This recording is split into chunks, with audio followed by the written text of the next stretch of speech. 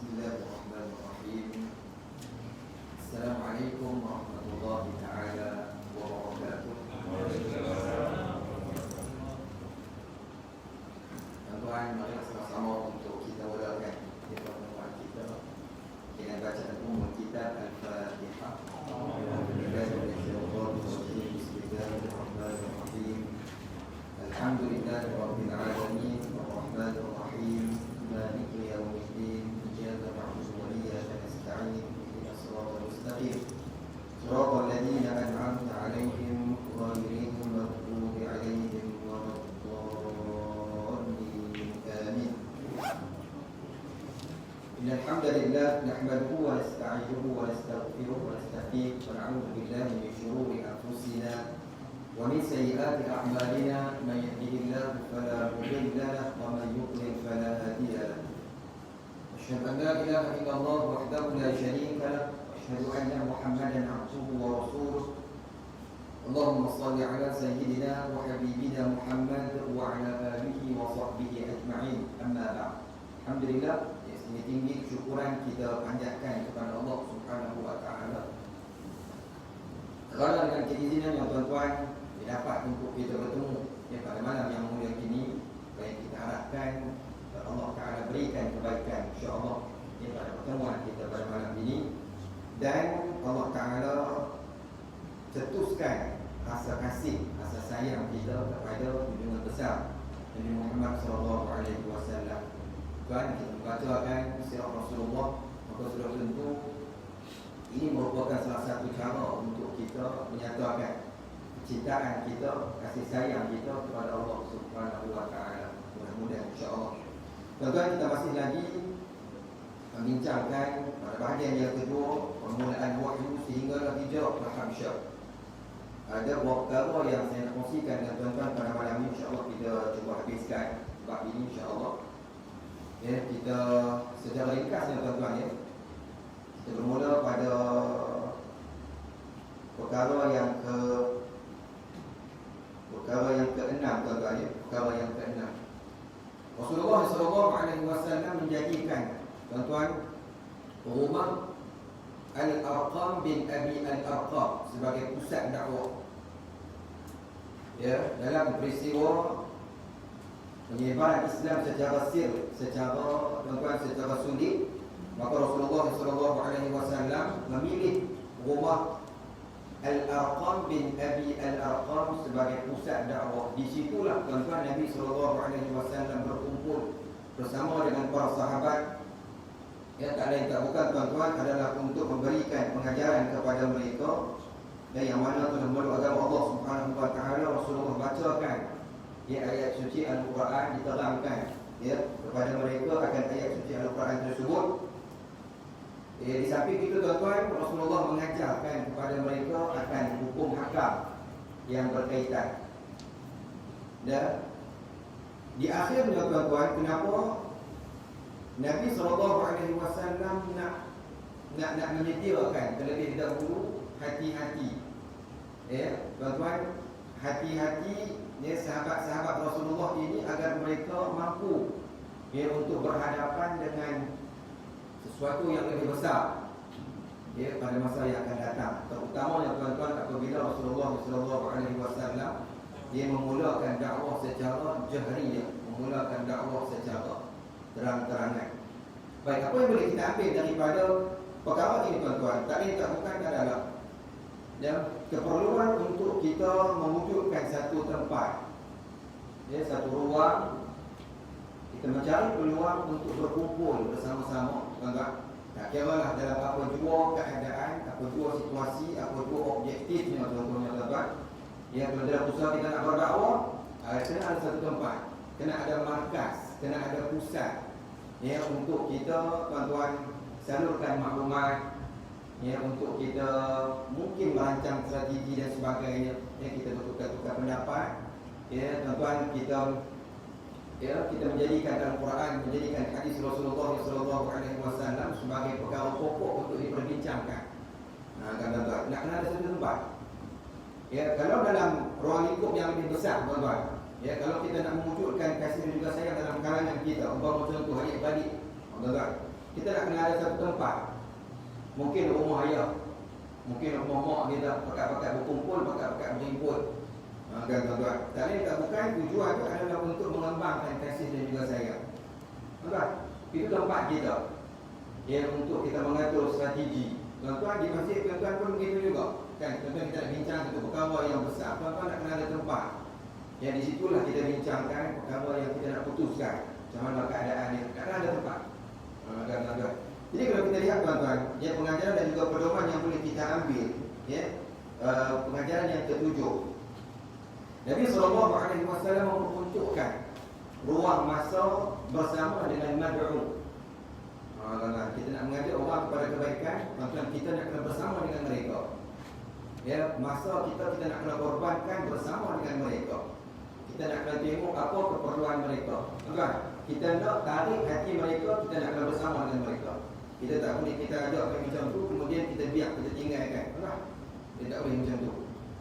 Dan kita nak kena tarik, tuan-tuan, kita nak kena peruntukkan masa kita dengan mereka. Dalam keluarga pun begitu juga, tuan-tuan. Kita nak tarik kasih sayang anak-anak, kasih sayang isteri dan sebagainya. Kita nak kena peruntukkan masa kita dengan mereka.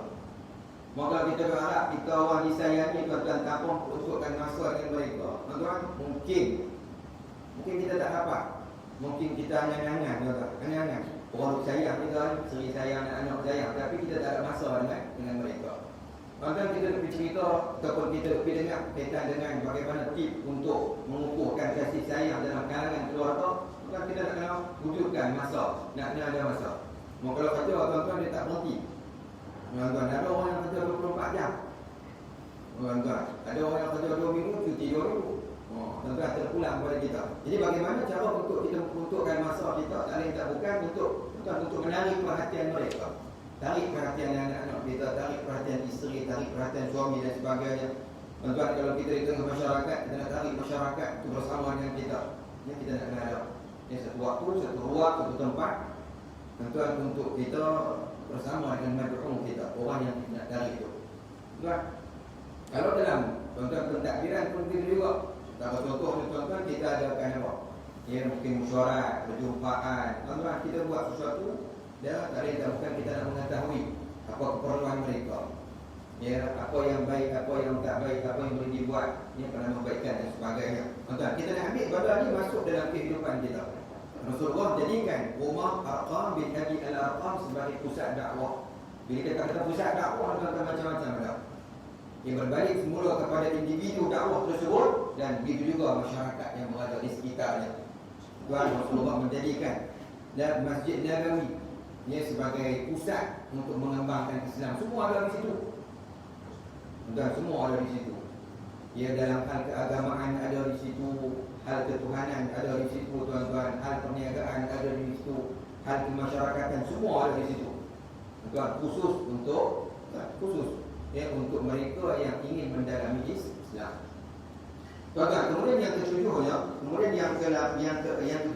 iaitu Rasulullah SAW tuan-tuan menyeru terlebih dahulu ahli keluarga, seruan kepada ahli keluarga. Yang ketujuh ni Rasulullah menyeru menarik ahli keluarga terlebih dahulu. Tuan-tuan, kita nak mengajak kepada Islam ni, kita nak kena tengok orang yang paling dekat dengan kita terlebih dahulu. Contoh Rasulullah, tuan-tuan, balik main cerita kepada Sayyidatuna Khadijah berkaitan dengan Islam. Sayyidatuna Khadijah, tuan-tuan, tanpa berlengok, tak ada tolak dari, tuan-tuan, tak tanya banyak orang, terus beriman kepada Allah Subhanahu wa taala. Orang yang berada dalam rumah Rasulullah, sebagai contohnya Sayyidina Ali pun begitu juga, tuan-tuan, tak ada tolak dari, walaupun dia pada ketika itu budak-budak. Tuan-tuan, apa yang kepada Allah Subhanahu wa taala. Dan jadi tuan-tuan, Rasulullah dalam dakwah Rasulullah ni, Rasulullah utamakan dia ikut step, ikut peringkat. Dan tujuan dia, tuan-tuan, nak memaklumkan kepada kita orang yang paling dekat dengan kita, jangan kita lupa. Jangan kita lupa. Jangan kita tinggal, jangan kita cari hak jauh. Dengan memikirkan orang yang berada di sekitar kita. Kasih sayang pun begitu juga, tuan-tuan. Kita tengok kasih sayang orang hak jauh pun, tapi hak dekat dengan kita tak ambil berat. Dan kita cakap elok dengan orang, tuan-tuan, tapi hak orang dekat dengan kita tak kisah. Cakap ikut dan, contoh tuan-tuan, dengan anak-anak, dengan isteri dan sebagainya, di balik dan sebagainya. Tapi dengan orang lain, lembut lidah. Malah ya, dengan orang lain itu cakap elok sungguh balik main di rumah. Malah itu keadaan dia. Rasulullah SAW tuan-tuan, dia cerita mai kepada kita itu keadaannya. Yang dakwah ni kita nak kena tengok terlebih dahulu orang yang berada di kiri kanan kita, depan belakang kita, di balik kita. Sampaikan kepada mereka terlebih dahulu. Dalam kebaikan ni tuan-tuan, kita nak kena tengok mereka terlebih dahulu. Ya, Rasulullah SAW menyuruh kepada ahli keluarga dan juga kaum kerabat mereka terlebih dahulu. Tuan-tuan, pengajaran dan juga pedoman pada poin yang ke-8. Ya, Rasulullah SAW, dia sebagai seorang pendakwa mestilah mengambil berat tentang kaum kerabatnya. Dia perlu menyampaikan dakwah Islam kepada mereka. Ambil berat, tuan-tuan. Ini yang kita nak buktikan di hadapan Allah Subhanahu Wa Taala. Kita nak ajak ahli keluarga kita, orang yang rapat dengan kita, ya, untuk tuan-tuan kenal Allah Subhanahu Wa Taala. Itu sebagai bukti cara untuk kita mengajak mereka ke syurga Allah Subhanahu Wa Taala. Tuan-tuan ada apa yang dirahmati Allah Subhanahu Wa Taala. Ya. Kemudian tuan-tuan, kita tengok pula pada poin yang ke-6 dan poin yang ke-8. Bagaimana Rasulullah SAW dalam usaha dakwahnya, dia ada orang yang di belakang. Ya, ada orang yang memainkan peranan di belakang Rasulullah SAW. Terutamanya tuan-tuan, ya, pak menakan Nabi, iaitu Abu Talib. Walaupun Abu Talib ini tuan-tuan tidak memeluk agama Allah Subhanahu Wa Taala sampai ke sudah kita kata, tetapi dia memainkan peranan yang cukup besar, ya, dalam dakwah Rasulullah SAW. Tuan, kita tengok tuan-tuan beberapa contoh bagaimana, bagaimana nak ceritanya betapa Abu Talib ini cukup prihatin terhadap dakwah Rasulullah. Anak nakal dia tuan-tuan. Ya, ada orang datang kepada Abu Talib, ya, yang menyatakan bahawa anak saudara kamu ni menghina kami. Tuan, dia datang. Ya, orang Quraisy datang kepada Abu Talib, mengaku kepada Abu Talib, minta supaya Abu Talib ini hentikan dakwah Muhammad, dakwah Rasulullah SAW. Wahai Abu Talib, anak menakan kamu ni menghina agama kami, menghina ayah-ayah kami, hina tok nenek kami, bahkan menghina Tuhan-Tuhan kami. Itu pandangan mereka, tuan-tuan. Yang kami tidak dapat bersabar lagi.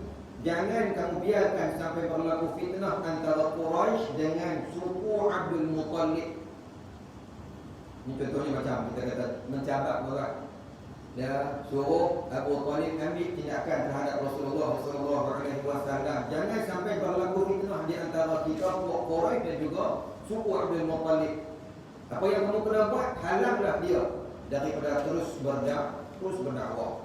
Abu Talib pun tuan-tuan, ya, dengan dia pun nak kena, maksudnya dengan dia adalah juga perasaan nak membela kaum dia, nak membela bukan membela tuan-tuan, menyampaikan hasrat, ya, orang Quraisy. Dia menyatakan kepada Rasulullah SAW, ya, tuan-tuan, tetapi Rasulullah dia menyampaikan apa yang disampaikan oleh pembesar Quraisy kepada Rasulullah supaya berhenti daripada berdakwah.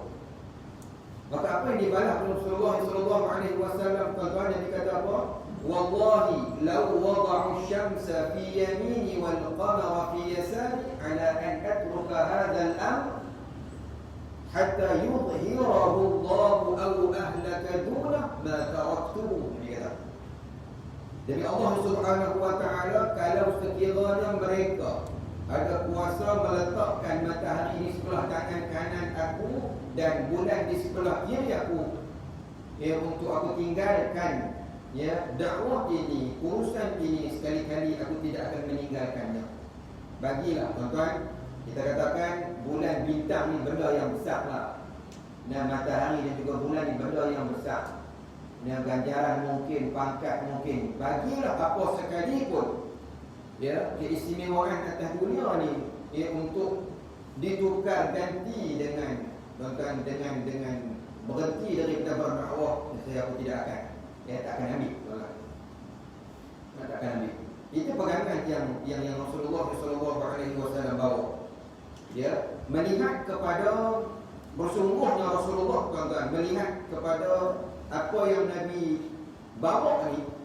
Ya, Abu Talib berkata kepada Sayyidina Rasulullah SAW, Ya, kalau begitu kehendak kamu buatlah ya apa yang kamu suka wahai Muhammad. Tengok. Ya, tuan Abu Talib kata kepada Nabi Muhammad sallallahu alaihi wasallam, melihat kepada Rasulullah ni tuan-tuan memang teguh sungguh pegangan Rasulullah, tak terusik sedikit pun. Maka Abu Talib kata, ya buatlah apa yang kamu nak wahai Muhammad, walau apa pun yang berlaku, engkau tetap dalam pembelaan suku Abdul Muttalib. Tengok Allah berlaku. Ya, walaupun Abu Talib itu bukan Islam, tetapi ya mungkin kerana keturunan. Kita akan tengok nanti tuan-tuan beberapa kisah ya dalam peristiwa boikot contoh yang berlaku selama 3 tahun ni tuan-tuan. Di akhir sekali ni ya pakat-pakat pemimpin Quraisy ni tuan-tuan, ya yang mereka boikot itu ya ada dalam kalangan darah daging mereka. Dia kesian tuan-tuan, bukan kerana agama tetapi kerana keturunan. Ya, kenapa Allah Subhanahu wa taala mereka buat ia satu persetujuan di antara mereka seramai 5 orang tu ia bertemu dengan Abu Jahal ya, sehingga kan tuan mereka mengambil keputusan untuk berhenti daripada boikot. Maka itu orang yang bukan Islam ya, sebab mereka melihat kasih sayang itu bukan kerana agama tetapi kerana keturunan ya, kerana keturunan. Itu juga begitu juga Abu Talib tuan. Dia terus mempertahankan Rasulullah kerana kasih, kerana sayang kepada Rasulullah sallallahu alaihi wasallam, dan Abu Talib memberikan jaminan ya di mana tuan-tuan suku Abdul Muttalib berada di belakang Rasulullah sallallahu alaihi wasallam. Itu nanti kita tengok ya pengajaran dan juga pedoman yang ke-6. Tuan-tuan, kata-kata Rasulullah itu sebagai satu bukti. Ya, kata-kata Rasulullah kepada Abu Talib dan juga keengganan Rasulullah sallallahu alaihi wasallam menerima tawaran itu merupakan satu bukti ya betapa ya apa yang dibawa oleh Rasulullah sallallahu alaihi wasallam itu ya benar, membuktikan kerasulan Nabi sallallahu alaihi wasallam. Enggak membuktikan kerasulan Nabi kerasulan Rasulullah sallallahu alaihi wasallam. Ya masakan tidak tuan-tuan, ya Nabi tak akan terima. Sebab apa Nabi tak terima tuan-tuan? Itu yang dikatakan susu galur dakwah.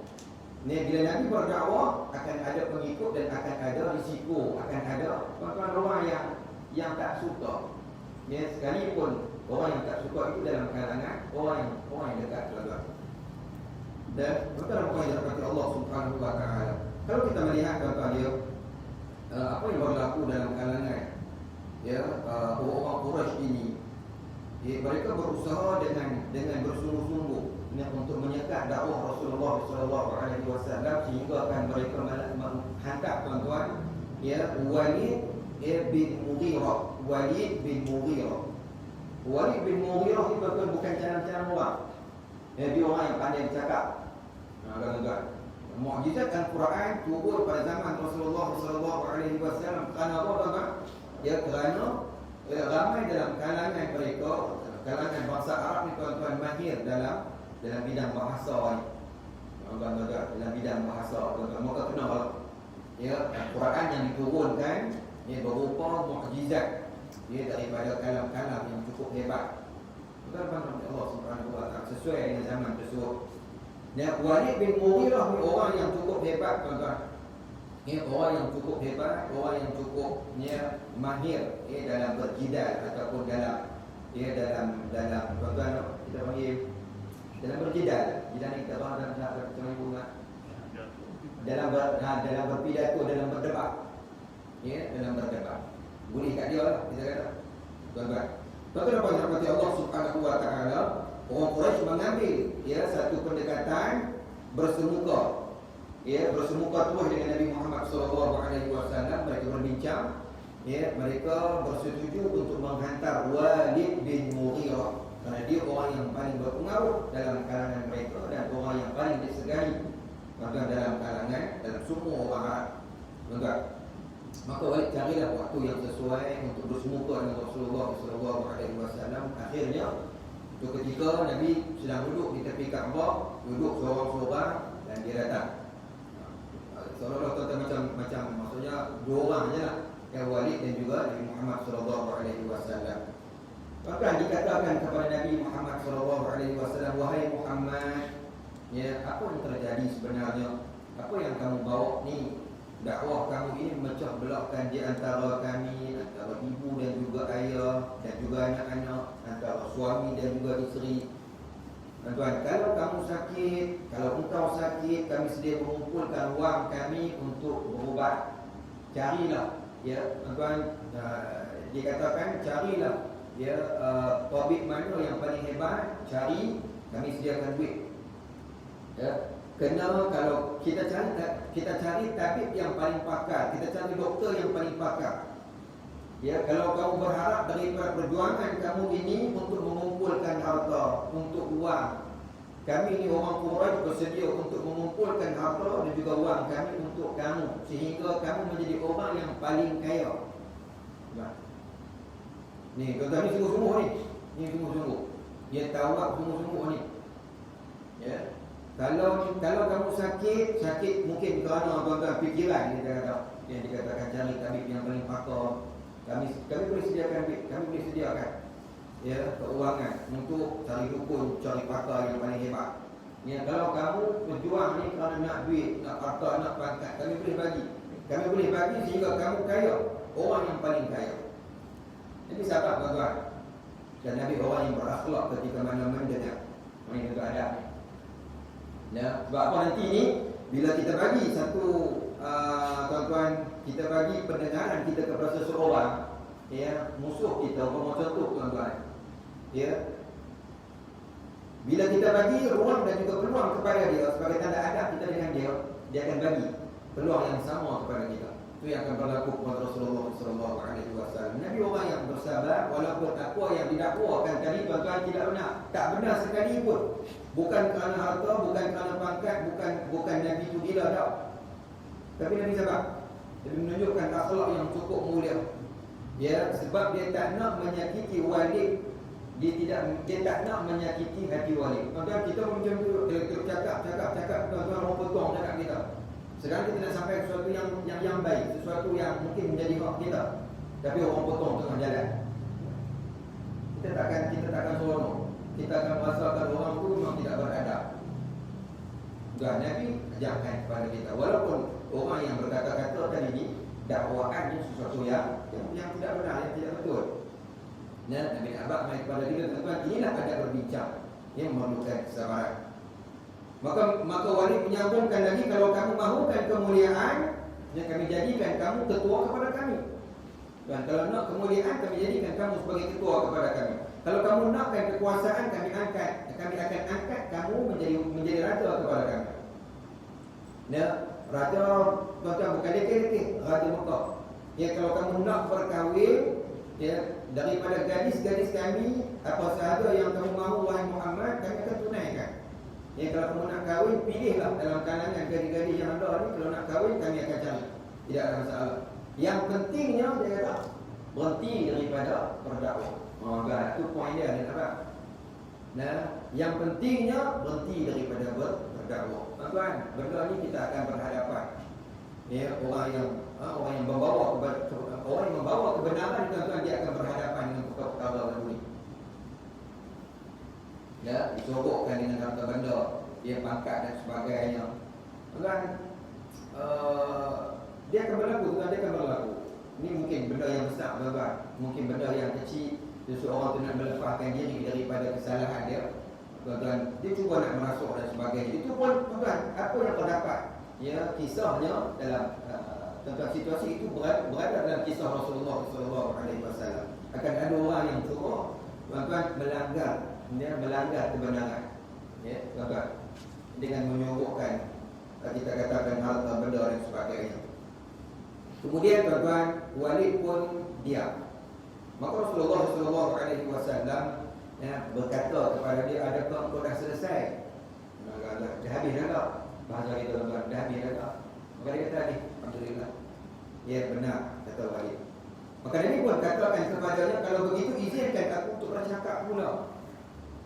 Ya, aku mendengar apa yang kamu sampaikan dan sekarang kamu dengar pula, ya, apa yang akan aku sampaikan. Maka Rasulullah SAW pun, tuan-tuan, ia bercakap kepada Walid, orang yang paling fasih dalam kalangan bangsa Arab pada masa itu. Nabi sebutkan ayat 1 hingga ayat 13 daripada surah Fussilat. Tuan-tuan nanti kita balik buka terjemahan daripada surah Fussilat, ayat yang pertama sampai ayat yang ke-13. Ayat pertama sampai ayat yang ke-13, tuan-tuan. Dalam ayat ini Allah Subhanahu wa taala nak menceritakan manusia itu datang daripada siapa. Allah Ta'ala jelaskan akan ayat ini satu persatu. Dia turunnya kitab ini daripada Allah Subhanahu wa taala yang Maha Mengasihani, yang Maha Pemurah. Dan kemudian Al-Quran yang diturunkan itu dijelaskan ayatnya satu persatu. Al-Quran itu datang daripada siapa? Yang datang daripada Allah Ta'ala. Diturunkan ayatnya menjelaskan satu persatu. Allah Ta'ala tak tinggal. Dan Allah Ta'ala turun dalam bahasa Arab, bukan dalam bahasa Inggeris, tuan-tuan, dalam bahasa Arab, sesuai dengan penutur bangsa Arab, tuan-tuan. Bukan dalam bahasa lain, tuan-tuan, bukan dalam bahasa Ibrani, dalam bahasa Arab. Mudah faham, tuan-tuan. Kalau tak faham sangat, sajalah kita tak enggak, Al-Quran diturunkan dalam bahasa Arab. Kalau tak nak faham juga, memang saja-saja. Enggak. Baik, tuan-tuan dan Allah Subhanahu wa taala diturunkan Al-Quran dalam bahasa Arab untuk faedah orang yang mengambil tahu dan memahami kandungannya. Al-Quran membawakan berita kepada orang-orang yang ingkar, membawakan berita yang menggembirakan kepada orang-orang yang beriman, dan membawa berita ataupun amaran kepada orang-orang yang ingkar. Yang mana, tuan-tuan, dalam pada itu kebanyakan mereka berpaling ingkar, tidak mahu mengetahui dan memahaminya. Itu hakikat orang-orang musyrikin pada ketika itu. Walaupun Al-Quran diturunkan dalam bahasa Arab, cerita sebaik-baik perkara, tuan-tuan, tetapi mereka tetap ingkar, tak nak terima Al-Quran, tak nak terima Al-Quran. Tuan-tuan, dalam ayat ini mereka berkata, hati kami dalam kutupan yang berlapis-lapis menghalang kami daripada memahami apa yang Engkau serukan kepada kami. Dan pada telinga kami ada penyumpat menjadikan kami tidak mahu mendengarnya. Serta di antara kami denganmu ada sekatan yang memisahkan fahaman kita. Ini tuan-tuan, Al-Quran sebut. Al-Quran sebut perihal orang musyrikin. Bukan mereka tak faham, sebab Al-Quran itu dalam bahasa Arab. Tetapi mereka tetap ingkar. Dan hati-hati kami ni dah ada tutupan, memang tak nak terima, tuan-tuan. Memang tak nak terima. Seolah-olah ada pemisah di antara mereka dan juga Rasulullah SAW. Memisahkan fahaman. Payah sangat nak faham. Maka dalam ayat ini juga dinyatakan, tuan-tuan, maka engkau bekerjalah engkau untuk agamamu. Sesungguhnya kami juga tetap bekerja untuk mempertahankan kepercayaan kami. Ini yang berlaku, tuan-tuan. Ini yang berlaku. Apa yang Nabi bawa, Nabi tetap, tuan-tuan, Nabi tetap pertahankan. Dan apa yang mereka cuba hadam, mana mungkin dakwaan mereka, Rasulullah itu menghina agama mereka, mereka tetap pertahankan juga, tuan-tuan. Mereka tetap pertahankan berhala yang mereka sembah.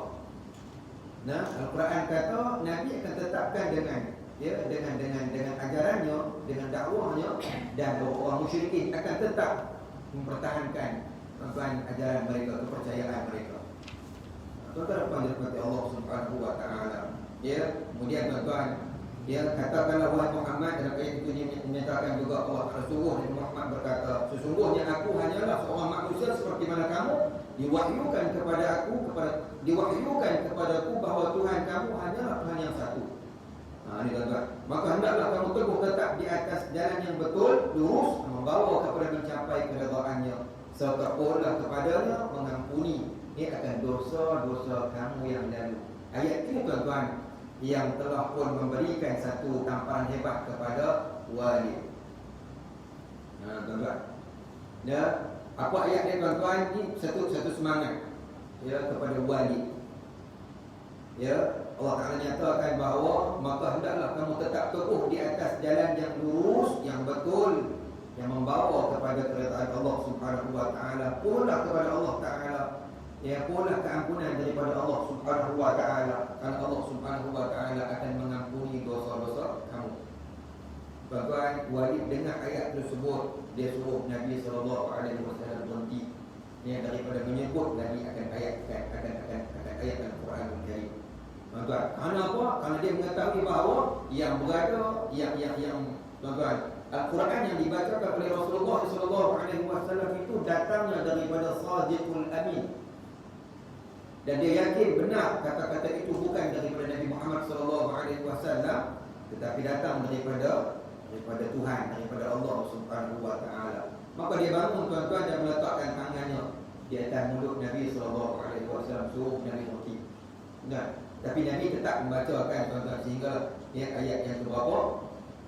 Nabi tidak bercakap apa-apa pun, tetapi Nabi membacakan beberapa ayat sehingga tuan-tuan beberapa ayat dari surah Fussilat kepada Walid sebagai jawapan kepada pelbagai tawaran orang-orang Quraisy. Maka Walid pun bangun daripada pertemuan tersebut dalam keadaan lemah lemah dan tidak bercakap apa-apa lagi. Jadi seolah-olah tuan-tuan dia masuk dalam keadaan bersemangat, seolah-olah dia bolehlah boleh makan Rasulullah SAW, tetapi dia balik tuan-tuan dalam keadaan lemah lemah. Itu yang diperhatikan oleh orang-orang Quraisy. Tuan-tuan, ni orang Quraisy ni ada tuan-tuan. Dia tengok Walid pergi dalam keadaan bersemangat, balik dalam keadaan longlat. Pergi dalam keadaan bersemangat, balik dalam keadaan longlat. Tuan-tuan, demi Tuhan, dia balik dengan wajah yang lain, bukan lagi dengan wajah yang seperti dia pergi dahulu.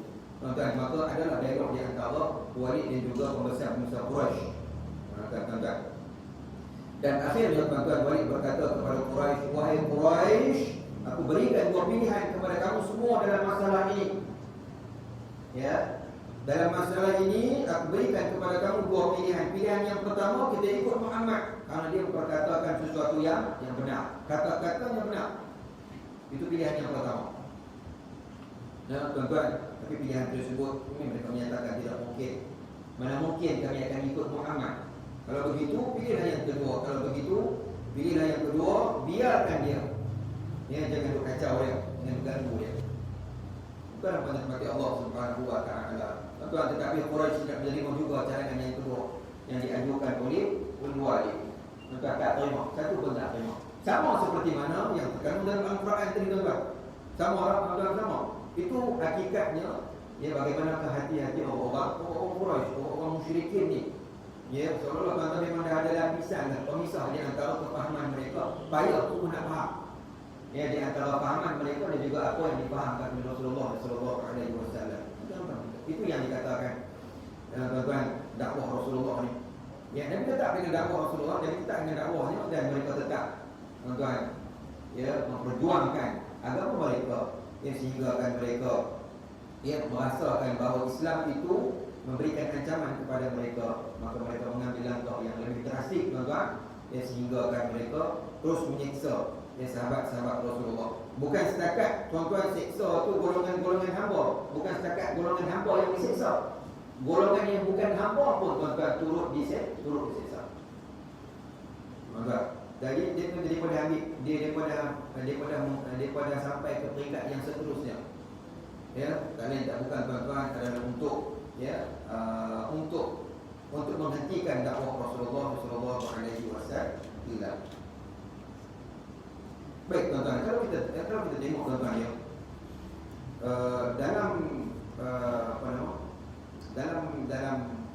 dalam peristiwa siksaan ini tuan-tuan cukup banyak siksaan yang telah pun dikenalkan kepada orang Islam. Di antaranya ialah bagaimana Sayyidina Bilal disiksa, bagaimana Sayyidina Bilal disiksa, keluarga Yasir disiksa, Ammar anak kepada tuan-tuan dalam keluarga Yasir ini, sehingga akan tuan-tuan dia terpaksa untuk menyatakan bahawa kumbang yang sedang terbang ketika mana tuan-tuan Allah ketika mana keluarga Yasir itu telah dibunuh, mak dan juga ayah Ammar ini telah pun dibunuh di hadapan Ammar tuan.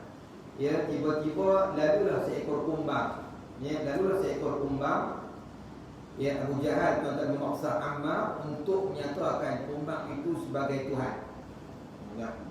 Setelah mana dia menyiksa fikiran Ammar dengan membunuh mak dan juga ayahnya. di hadapan mata dia, di depan mata dia. Ya, kemudian tiba-tiba lalu seekor kumbang, Abu Jahal kata kepada Ammar, mengakulah kumbang itu sebagai Tuhan kamu. Nah, macam tu. Dia suruh Ammar mengaku kumbang yang duduk jalan kumbang itu sebagai Tuhan dia. Oleh kerana terlalu berat nyiksaan yang telah pun dibuat oleh Abu Jahal, tuan-tuan. Maka Ammar akhirnya menyatakan di mulut dia, tuan-tuan, dan dia mengaku bahawa kumbang itu sebagai Tuhannya. Tuan-tuan, akhirnya terkeluarlah daripada mulut Ammar perkataan yang menghina Muhammad dan mengaku kumbang itu sebagai Tuhannya. Tetapi tuan-tuan, di hati dia tidak sedikit pun berubah perasaan ataupun keyakinan ataupun kecintaan kepada Rasulullah sallallahu alaihi wasallam. Tuan-tuan, maksudnya tuan-tuan, mulut dia, yang dia bercakap itu ialah mulut dia, tetapi hati dia tetap mempertahankan Islam, mempertahankan Allah Subhanahu wa taala. Tuan-tuan, sehingga dia bertemu dengan Rasulullah sallallahu alaihi wasallam. Dia tak cerita apa tuan-tuan, tapi Rasulullah memahami apa yang terkandung terbuku dalam hati Ammar. Sehingga kalau Rasulullah menyatakan, kalau mereka mengazab kamu lagi, maka sebutlah, sebut apa yang kamu sebut. Tuan-tuan, nanti Allah Ta'ala. Dalam peti kata lain tuan-tuan, kalau terpaksa sangat-sangat untuk mengaku, tuan-tuan, tetapi hakikatnya di hati itu tetap mengakui Allah sebagai Tuhannya, Nabi sebagai tuan-tuan Rasulnya, tuan-tuan, tak mengapa pada ketika itu. Bahkan Rasulullah menyatakan, kalau kamu diazab lagi, maka sebutlah lagi. Tuan-tuan, berkata Allah Subhanahu wa taala. Tuan-tuan, begitu juga kalau dalam kitab kita ni, sehingga ada yang mati disiksa sebagaimana Qur'an Yasin, dan ada yang buta. Yang buta ini ialah Zaniyah namanya, tuan-tuan. Seorang perempuan dia diazab sehingga buta matanya. Quraisy berkata kepadanya, Lata dan Uzza telah membutakan mata kamu, mana kamu kufur kepadanya, kufur kepada keduanya. Tuan-tuan, tetapi Allah Ta'ala Maha Hebat. Allah Ta'ala kembalikan semula penglihatan Zaniyah tadi ni untuk menghina orang-orang yang bukan Islam. Bukan? Ini yang dikatakan mukjizat ataupun yang dikatakan dalam kehebatan Allah Subhanahu wa taala. Dibutakan mata Zaniyah tadi, tuan-tuan, nak buktikan bahawa inilah akibat kepada murtad. Inilah akibat kepada tuan-tuan, keluarnya agama, terkeluarnya Zaniyah tadi daripada agama Quraisy. Kerana menghina Lata dan juga Uzza. Maka Allah Ta'ala membutakan matanya. Mereka membutakan matanya. Tuan-tuan, akhir sekali Allah Ta'ala berikan penglihatan semula untuk memberikan, kita katakan tuan-tuan, untuk menghina orang yang bukan Islam. Khabar pun begitu juga, tuan-tuan. Dia turut disiksa. Tuan-tuan, penyiksaan ini tak lain tak bukan, kalau kita lihat tuan-tuan pada perkara yang ke-6,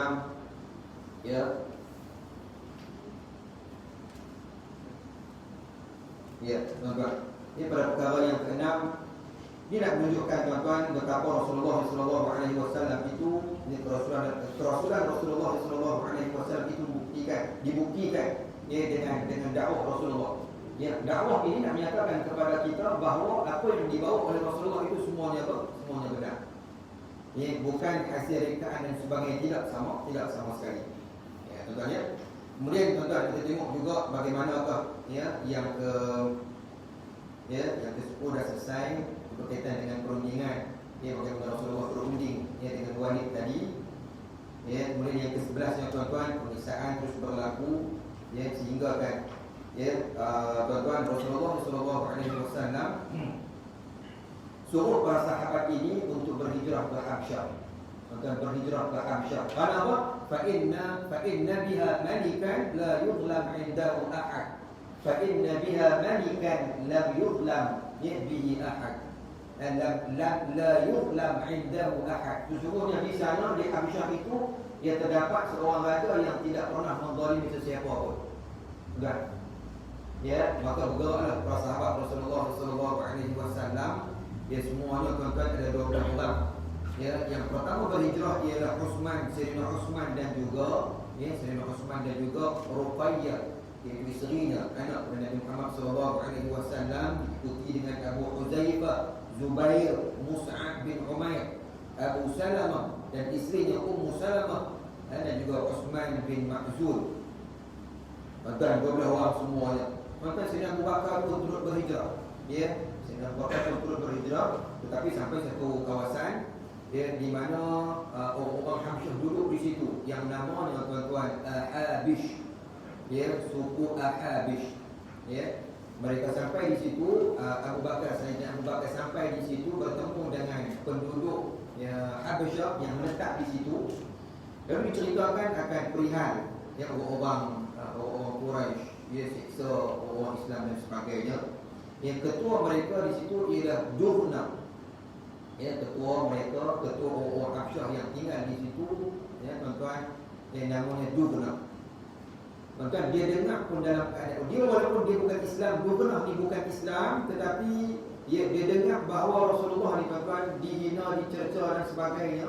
Orang-orang Islam dihina, dicerca, disiksa, bahkan disiksa. Tuan-tuan, dia terpanggil untuk mempertahankan. Dia ajak Sayyidina Abu Bakar balik ke Mekah. Dia nyatakan bahawa, wahai Abu Bakar, kamu ini sebagai jaminan kepada aku. Tuan-tuan, kamu ini sebagai jaminan kepada aku. Mari kita balik ke Mekah. Engkau dalam jaminan aku dan suku Ahabish. Tuan-tuan, pada Allah Subhanahu wa ta'ala. Dua mengiklankan kepada orang yang bukan Islam. Abu Bakar ini dalam jaminan sesiapa yang mengganggu Abu Bakar, dia akan diperangi oleh Ahabish. Baik, baliklah Sayyidina Abu Bakar ke Mekah. Tetapi Sayyidina Abu Bakar, tuan-tuan, dia tetap mempertahankan Islam dengan cara dia nak mengembangkan Islam dengan cara membacakan Al-Quran. Dia bacakan Al-Quran, tuan-tuan, dalam keadaan yang kuat. Dibaca dengan kuat di tepi Kaabah, sehingga tuan-tuan, orang Quraisy ini datang semula kepada Juhna.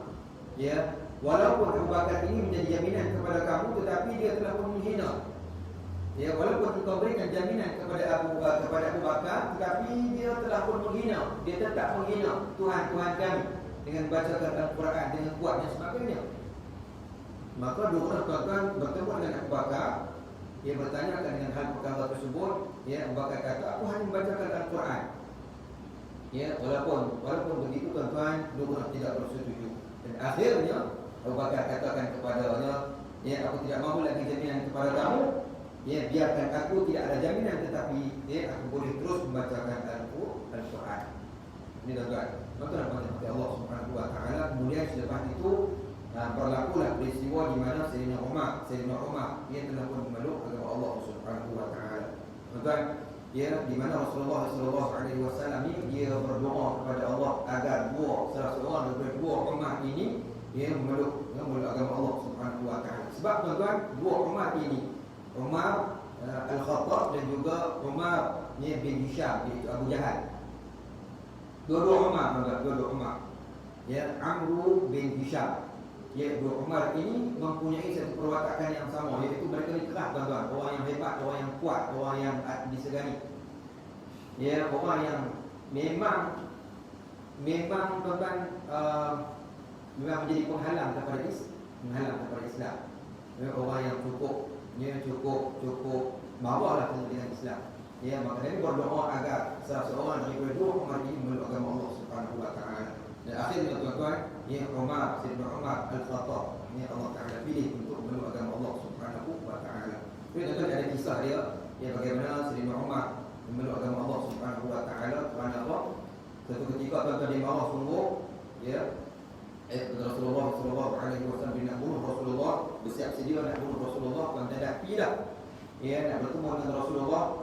Seorang sahabat, kelihatan Sayyidina Umar ni dalam keadaan memang marah, sungguh-sungguh berpakaian dengan pakaian perang, tuan-tuan, nak dibunuh Rasulullah. Dia berjumpa dengan Sayyidina Umar ini, tuan-tuan, dia menyatakan bahawa sebelum kamu bunuh Muhammad, pergi berjumpa dengan adik kamu terlebih dahulu, sebab dia pun telah memeluk agama Allah Subhanahu wa ta'ala. Agak-agak, sebab tu dia pergi ke rumah adik dia. Kemudian sedang pada ketika itu, adik dia dan juga suaminya, tuan-tuan, membacakan Al-Quran. Dan akhir sekali, tuan-tuan, Sayyidina Umar radhiyallahu anhu, terpanggil hati dia. Yang dibacakan, tuan-tuan, pada ketika itu ialah surah Taha, kan, surah Taha. Dan kita baca surah Taha ini untuk melembutkan hati. Dan akhirnya tuan-tuan, Sayyidina Umar minta nak pegang, nak tengok Al-Quran.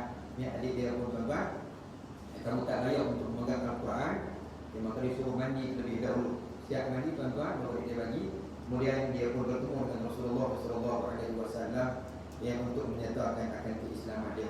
Jadi tuan-tuan, alhamdulillah. Kemudian setelah itu tuan-tuan, Sayyidina Umar ini mencari orang yang paling, kita kata tuan-tuan, orang yang paling berpengaruh, kalau kita kata, orang yang paling berpengaruh untuk menyatakan akan keislaman dia. Siapa dalam kalangan orang Quraisy yang paling memusuhi Islam? Maka dia kata ialah Abu Jahal. Maka dia berjumpa dengan Abu Jahal, dia menyatakan bahawa aku telah pun memeluk Islam. Kita nak banyak kita kata. Dia bertemu dengan orang yang paling memusuhi Islam, iaitu Abu Jahal. Maka Sayyidina Umar pergi kepada Abu Jahal menyatakan keislaman dia. Maka Rasulullah kemudian Sayyidina Abu Bakar bertanyakan lagi, dalam kalangan orang Quraisy ini, siapa orang yang tak boleh jaga rahsia? Tengok. Orang yang tak boleh jaga rahsia ialah Jamil bin Muammir. Jamil bin Muammir. Tuan-tuan, dia pergi kepada Jamil. Dia mencari Jamil bin Muammir dan berjumpa dengan Jamil, berdekatan dengan Kaabah. Umar datang dan tuan-tuan berkata, wahai Jamil, engkau tahu tidak? Apa dia? Dia kata, aku telah memeluk agama Allah Subhanahu wa taala. Aku telah pun mengucapkan syahadat Islam. Aku sudah memeluk agama Islam. Tuan-tuan, tanpa berdegah lagi, Jamil pada ketika itu melautkan dengan kuat, menjerit dengan kuat. Dia bangun tuan-tuan, wahai pembesar-pembesar Quraisy, wahai sekalian Quraisy, Umar Al-Khattab telah pun murtad daripada agama kita. Jadi Umar tuan-tuan, dia kata bukan murtad, tapi aku masuk Islam. Tuan-tuan, apa yang kata Allah Taala? Tuan-tuan, Umar kata tidak, tetapi aku sudah Islam, aku sudah mengucap 2 kalimah syahadat. Ini yang dikatakan tuan-tuan, bagaimana Allah akan bukakan pintu hati Sayyidina Umar untuk memeluk agama Allah Subhanahu wa taala. Ini tuan-tuan, Allah Taala. Yang terakhir tuan-tuan, setelah mana kita katakan usaha mereka nak menyekat Islam itu dari betul berkembang, mereka buat satu langkah, iaitu boikot. Tuan, pemboikotan ini berlaku selama 3 tahun. Dan tuan-tuan, boikot ini bukan sekadar boikot kepada Rasulullah SAW, tetapi tuan-tuan, boikot kepada seluruh yang dikatakan mereka yang mempunyai pertalian dengan Nabi kita Muhammad SAW, suku Abdul Muttalib, tuan-tuan, suku Abdul Manaf dan juga suku Bani Hashim. Bukan sekadar Nabi SAW dan orang Islam sahaja, tetapi adik-beradik Nabi pun turut serta sekali. Dan tempoh 3 tahun ni tuan-tuan, satu benda yang cukup menyakitkan, yang mana tidak dibenarkan kepada sesiapa pun berjual beli dengan Abdul Muttalib, suku Abdul Manaf, suku Hashim, serta sesiapa yang beriman dengan Muhammad, tak boleh. Tak dibenarkan sesiapa pun menjamu mereka. Nak menjamu, nak bagi makan pun tak boleh. Tuan-tuan, nak berkahwin apatah lagi, tak dibenarkan mereka memberi makanan daripada orang luar. Kalau orang luar tuan-tuan main jual, mereka sanggup tawarkan 10 kali ganda. Tuan-tuan, biar orang tadi mati ke bulak daripada. Tuan-tuan, tetapi tuan-tuan, Allah akan berikan satu, tuan-tuan, kita katakan hikmah di sebalik pemboikotan ini. Tuan-tuan, Allah Ta'ala, sahabat-sahabat Rasulullah mampu menjalani tempoh 3 tahun ini dengan sebaik yang mungkin, pasrah dengan Allah Subhanahu wa taala. Sehingga kan yang terakhir tuan-tuan, berlakulah pemuafakatan di antara 5 orang pembesar Quraisy. Pemuafakatan ini atas dasar tuan-tuan keturunan, sebab orang Islam yang diboikot itu terdiri daripada kalangan adik-beradik mereka, keturunan mereka. Sayang juga tuan-tuan mereka kepada adik-beradik ini. Maka mereka pun ambil satu keputusan persetujuan. Ketika mana berkumpul dengan Abu Jahal, mereka menyatakan bahawa kita telah pun bersalah ke atas kaum kita selama 3 tahun kita boikot mereka, kaum kita sendiri. 3 tahun mereka kelaparan, demi Allah ini suatu benda yang memalukan. Orang lain akan memalukan kita selama-lamanya selepas ini. Kita mesti membatalkan perjanjian ini. Jadi tuan-tuan, dalam majlis tersebut satu persatu pembesar Quraisy ini yang telah pun bersetuju untuk menghentikan boikot, antaranya Zuhair bin Umayyah kata kita mesti batalkan sekatan ini. Abu Jahal bantah. Ya, maka bangun pula Mut'im bin Adi, kita mesti batalkan. Tuan tengok, pembesar-pembesar ni dah seorang menarik, ya, menarik balik kita katakan, ya, pemboikotan ini. Ya, maka bangun pula Abu Al-Muhturi, kita mesti batalkan. Abu Jahal bantah lagi. Bangun pula Zuma'ah daripada tengah orang ramai, kita mesti batalkan sekatan ini. Itu tuan, 5 orang pembesar pemuka Mekah pada ketika itu semua bersetuju, ya, untuk sekatan itu dibatalkan. Yang tinggalnya ialah Abu Jahal. Jadi orang Quraisy tuan-tuan melihat persepakatan yang di antara pembesar-pembesar Quraisy ini, ya, untuk menghentikan pemboikotan. Jadi tuan-tuan mereka ambil keputusan untuk berhenti, tuan-tuan. Ya, bila ambil keputusan itu tengok-tengok benda yang kita katakan bagaimana? Lihat tuan-tuan yang diletak di Kaabah itu pun telah pun dimakan oleh anak-anak, melainkan satu kalimah Bismikallahumma yang bermaksud nama Allah Subhanahu wa taala, Tuhan kami. Yang tu sahaja yang tinggal, tuan-tuan. Hak lain yang isi-isi, dia pemboikotan dan sebagainya, isytiharan pemboikotan itu semuanya telah pun dimakan oleh anak-anak. Itu tuan, maka berakhirlah pemboikotan tersebut. Yang kembalilah semula tuan-tuan Bani Quraisy ini ke kampung mereka. Ya, dalam usaha pemboikotan itu tuan-tuan mereka berpindah ke penghujung kota Mekah. Ya, sehingga kan tuan-tuan nama tempat tersebut ada satu nama tempat yang namanya Syir' bin Abi Talib, nama tempat tu. Ya, Syir' Abi Talib, satu macam perkampungan lah. Ya, di mana tuan-tuan Bani Hashim ini, Bani Abdul Muttalib ini, ya, mereka bergerak ke sana untuk mereka duduk sama-sama, bantu-bantu di antara satu sama lain. Ya, dalam menghadapi usaha pemboikotan ini, tuan-tuan. Jadi tuan-tuan, itulah yang berlaku kepada dalam fasa ini, bagaimana Rasulullah SAW, daripada turunnya wahyu sehinggalah berhijrahnya sahabat-sahabat Rasulullah, ya, ke Habsyah. InsyaAllah tuan-tuan kita akan sambung ke pertemuan yang akan datang. Kita akan tengok pula pada bahagian yang ketiga, iaitu selepas berlakunya hijrah, ya, ke Habsyah, ya, sehingga berlakunya hijrah ke Madinah. Apa akan berlaku di antara, ya, fasa ini, tuan-tuan. InsyaAllah yang kita datang daripada Allah Subhanahu wa taala, yang cacat celah yang tuan-tuan bermaaf sangat-sangat. Kita datang daripada Allah. Aqulu qawli hadza wa astaghfirullahal azim li wa lakum wa lisa'iril muslimin wal muslimat wal mu'minin wal mu'minat bi rahmatika ya arhamar rahimin. A'udzu billahi minasyaitonir rajim. Bismillahirrahmanirrahim. Alhamdulillahi rabbil alamin. Wassalatu wassalamu ala sayyidil mursalin wa ala alihi wa sahbihi ajma'in. Allahumma ij'al jam'ana hadza jam'an marhuma wa tafarruqna min ba'dihi tafarruqan ma'suma. Allahumma rabbana atina fid dunya hasanah wa fil akhirati hasanah wa qina adzabannar. Sallallahu ala sayyidina Muhammad walhamdulillahi rabbil alamin. Subhanakallahumma wa bihamdika asyhadu an la ilaha illa anta astaghfiruka wa atubu ilaik. Bismillahirrahmanirrahim. Wal 'asri innal insana lafi khusr illa alladziina aamanu wa 'amilus shalihaati wa tawassaw bil haqqi wa tawassaw bis sabr. Assalamualaikum warahmatullahi taala wabarakatuh.